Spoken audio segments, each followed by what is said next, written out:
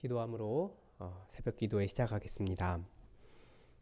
사랑이 많으신 하나님 아버지, 우리 인간이 멈추면서 이 자연이 회복되게 하신 하나님의 섭리를 다시 한번 돌아보며 정말 이 온 땅이 얼마나 하나님의 안식을 필요로 하고 있는지 우리가 다시금 깨닫게 됩니다.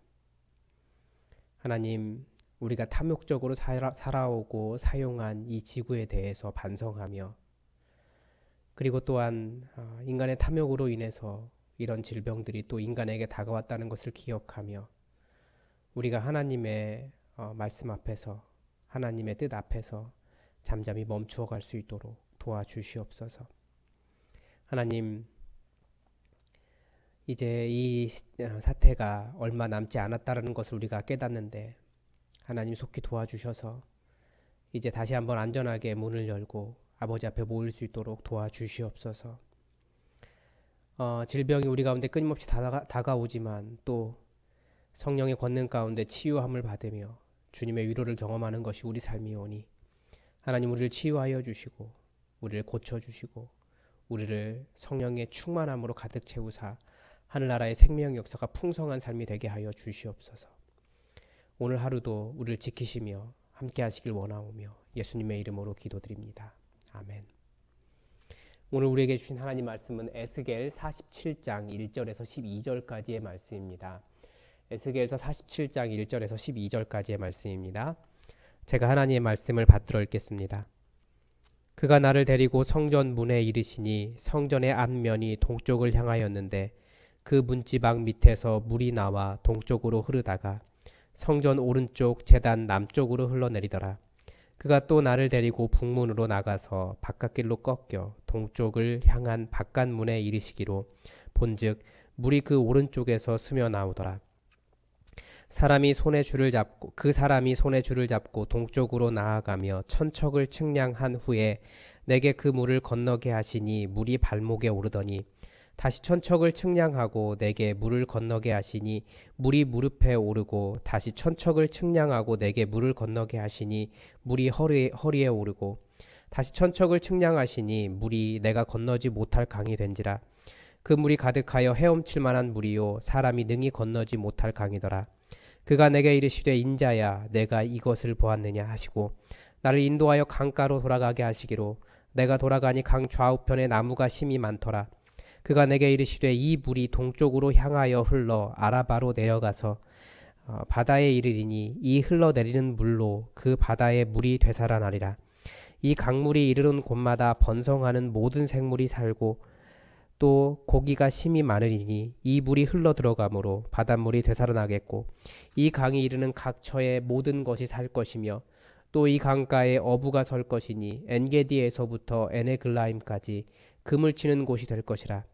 그 고기가 각기 종류를 따라 큰 바다의 고기같이 심이 많으려니와 그 진펄과 개펄은 되살아나지 못하고 소금 땅이 될 것이며 강 좌우가에는 각종 먹을 과실나무가 자라서 그 잎이 시들지 아니하며 열매가 끊이지 아니하고 달마다 새 열매를 맺으리니 그 물이 성소를 통하여 나옴이라.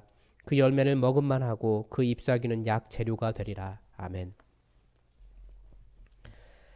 오늘 하나님의 영광이 임하면 모든 것이 산다라고 하는 제목으로 하나님의 말씀을 전하겠습니다.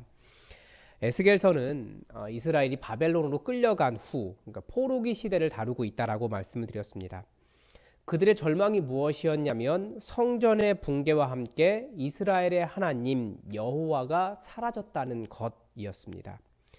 그러나 에스겔 선지자를 통해 보여준 소망은 이 땅에 있어 눈에 보이는 성전은 붕괴되었어도 진정한 성전은 하늘에 있으며 이 땅 어느 곳에 얽매이는 것이 아니고 여호와 하나님은 선지자와 함께 말씀하시며 바벨론에서조차도 당신의 백성과 함께 하신다는 점이었습니다. 그리고 나아가 이스라엘이 다시 회복할 것을 가르쳐주는 소망의 책이었습니다. 선지서는 심판만 이야기하는 것이 아니라 결국은 다시 회복할 희망을 이야기하는 책이라고 말씀드렸습니다. 그리고 에스겔서가 결국은 회복을 이야기하는데 이 회복이 두 가지입니다. 하나는 다시 그들의 기업, 그러니까 이스라엘 땅으로 돌아가는 것이고, 나머지 하나는 성전이 회복되는 것입니다. 그러니까 40장 이후부터 이 땅과 성전의 회복에 대해서 이야기하고 있는데, 이미 37장에서 메마른 뼈가 다시 살아나는 환상을 통해서 보여주듯이, 그러니까 몸이 육체가 회복된다고 해서 살아있는 생명이 되지 못한다라는 거죠. 여호와의 영이 불어와야 되는 것처럼 이스라엘 땅으로 돌아오고 성전을 재건한다고 해서 그것이 진정한 회복이 아니라는 겁니다. 진정한 회복은 여호와의 영이 임하셔서 살아나게 하는 겁니다. 그래서 40장 이후 회복 장면에서 진정한 회복은 여호와의 영광이 임하여야 한다는 것을 43장에서 이야기합니다. 그리고 오늘 본문 47장에서 여호와의 영광이 임하면 그 결과가 무엇인지를 보여주고 있습니다. 이 인도자가 선지자를 이끌고 성전 문에 이르렀습니다. 동쪽 문이었습니다. 그 동쪽 문지방 밑에서 물이 나와서 동쪽으로 흐르다가 성전 제단 남쪽으로 흘렀습니다. 그러니까 안내자는 에스겔을 데리고 1천척씩 총 4번에 걸쳐 수심을 측량합니다. 처음 1000척을 재고 그리고 한번 건너보라고 한 거죠. 처음에 건넜더니 물이 발목까지 찼습니다. 그렇게 깊지 않은 거죠. 그리고 또 1000척을 재고 또 건너보라라고 했더니 이번에는 무릎에 찼습니다. 그리고 또 1000척을 재고 또 건너보라 했더니 이번에는 허리에 찼습니다. 그리고 마지막에 4번째 1000척을 재고 또 건너보라라고 했더니 이번에는 사람이 건너지 못할, 그러니까 헤엄쳐서도 건너지 못할 아주 깊은 강이 되었습니다.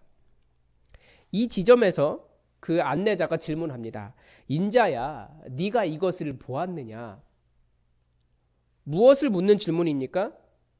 비록 성전에 시작할 때는 작은 얕은 물이었지만 이것이 시간이 지나면 지날수록 거리가 멀면 멀수록 흐르면 흐를수록 더욱 풍성한 물이 된다라고 하는 풍성함을 보여주는 겁니다. 예수님께서 말씀하신 것처럼 천국은 마치 누룩처럼 작지만 그것을 넣으면 점점 커지듯이 하나님의 제단에서 흘러나온 그 물이 점점 커진다, 깊어진다, 많아진다, 풍성해진다라고 하는 것을 보여주는 거죠. 그러니까 천국은 풍성함과 살아남이에요.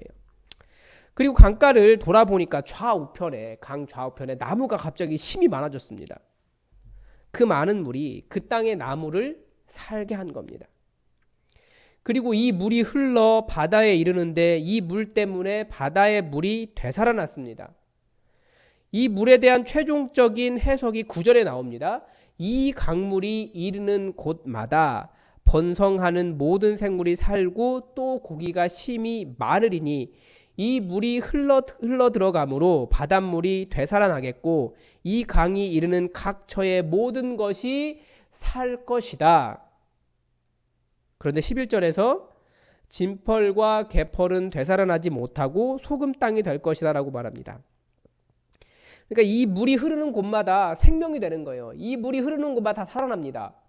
얼마나 은혜의 물입니까? 생명수예요. 그런데 이 물이 흘러도, 살리는 물이 흘러도 진펄과 개펄은 되살아나지 못한다라는 점이 굉장히 의아한데요. 그러니까 이 진펄과 개펄이 메마른 땅이 되어서 얻어진 것이 뭡니까? 소금입니다. 그러니까 소금의 목적이 있는 거예요. 모든 이 생명수가 흐른다고 해서 모두가 다 살아나는 것이 아니라 죽는 곳도 있는데, 그런데 거기에도 유익이 있다라는 거죠. 소금이 무엇입니까? 소금은 지금 제사의 그 중간에 나오고 있기 때문에 소금이라고 하는 게 제사에서 어떻게 쓰입니까? 소제에 들어가는 거예요. 소제에 소금을 뿌려야 되고요. 그리고 식품을 상하지 않게 보존하기도 하고 음식의 간을 맞추기도 하는 아주 중요한 것이 소금이라는 것을 우리는 다 알고 있어요. 그래서 이 생명수가 흘러가도 살아나지 못하는 데는 또 다른 유익이 있다는 것을 우리가 알 수 있는 거죠. 그리고 마지막 12절에서는 이 생명수가 흐른 강 좌우가에 각종 과실나무가 자라고 그 잎이 시들지 않고 열매가 끊이지 않고 달마다 새 열매를 맺을 것이라고 말하는데, 이렇게 풍성한 이유가 무엇입니까? 그 물이 성소를 통해서 나왔기 때문입니다. 그 물이 성소를 통하여 나옵니다. 하나님의 영광이 성소에 임하면 모든 황무지가 살아나고 상처난 땅을 회복시키고 열매가 맺어집니다. 열매가 가득하게 됩니다. 이게 하나님의 역사입니다. 이런 회복과 열매 맺는 생명수에 대한 이미지는 에덴에서 흘러나와 세상을 적신 네 줄기의 강을 연상하게 합니다. 동시에 인간의 죄 때문에 잃어버린 에덴 동산을 연상시킵니다. 하나님과 끊어진 인간, 하나님을 떠난 인간의 상태를 잘 보여줍니다. 메마름이고 살아있는 것 같지만 열매가 풍성하지 못한 사람이 결국 하나님과 끊어진 인간, 하나님을 떠난 상태라는 것을 보여주는 거죠. 그런 생명 없음에 생명을 주는 것이 바로 여호와 하나님의 임재입니다. 그런데 성경에 이 성전에서 샘물이 흐를 것이다 라고 하는 부분이 또 있습니다. 요엘 3장 18절입니다. 요엘서는 무슨 이야기를 합니까? 성령에 대한 이야기를 해요. 하나님의 영이 만나는 거죠. 그러면 우리 영이 살고 풍성해진다는 겁니다. 초기 기독교 시대에는 이것을 거대한 물줄기가 점점 흘러갈수록 불어가는, 커지는 성도들과 교회로 해석을 했습니다. 시대마다 약간 다른 거죠. 또 그리스도인이 참 생명이기 때문에 그리스도인이 가는 곳마다 생명이 회복될 것이라는 것을 기대했습니다.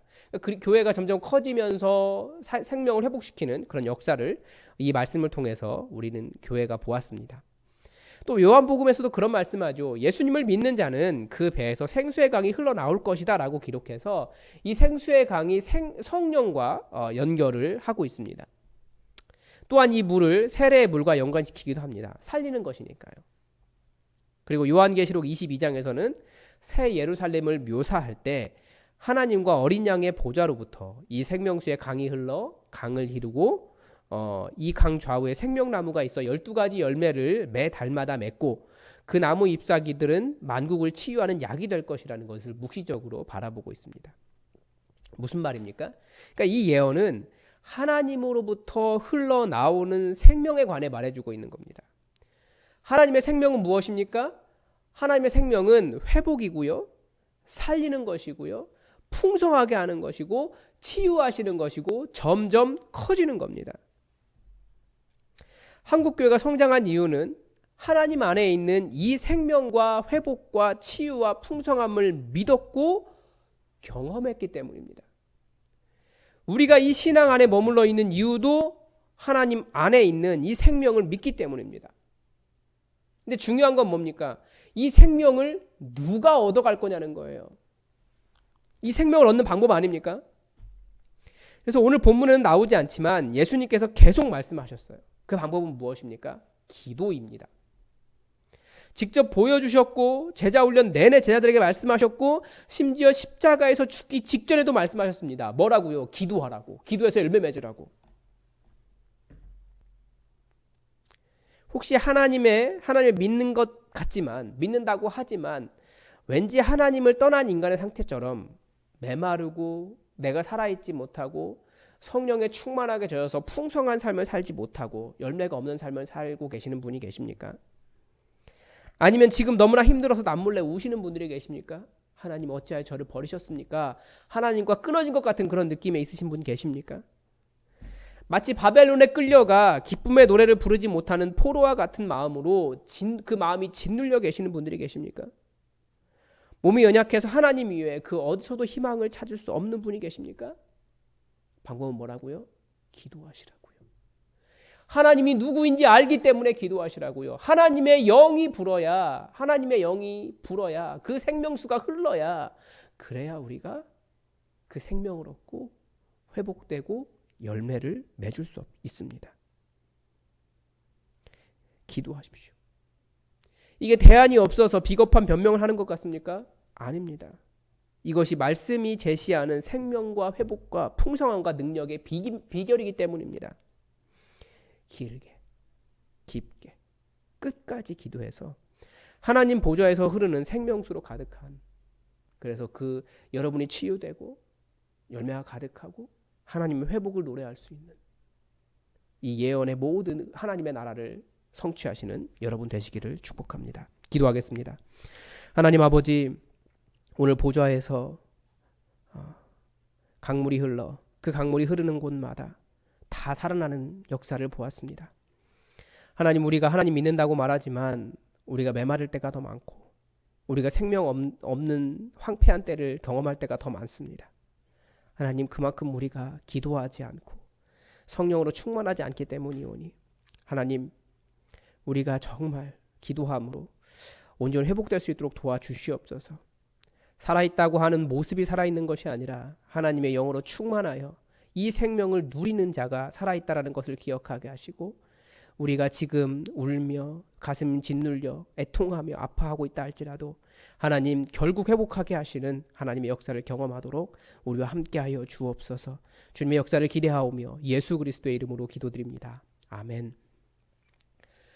우리 이제 다 함께 교회의 기도 제목 가지고 함께 기도해 주시기 바랍니다. 밤 9시가 되면 함께 기도해 달라고 부탁을 드렸습니다. 이제 코로나 감사하게도 국내에 코로나 환자가 매일 10명 정도 나오게 되는데 이제 완전히 없어질 수 있도록 기도해 주시고, 그리고 이제 회복이 문제예요. 모든 것이 상당히 많은 부분이 무너져 있기 때문에 회복하는데 쉽지 않다고 합니다. 또 우리나라만 회복하는 것이 중요한 것이 아니라 다른 나라의 관계들도 있기 때문에 다른 나라도 다 회복돼야 될 겁니다. 하나님께서 전 세계를 이 코로나19 바이러스 사태 속에서 회복시켜 달라고 기도합시다. 그리고 우리 교회도 다시 이제 문을 열고 예배 드릴 수 있도록 은혜 달라고 기도합시다. 다 함께 기도하겠습니다.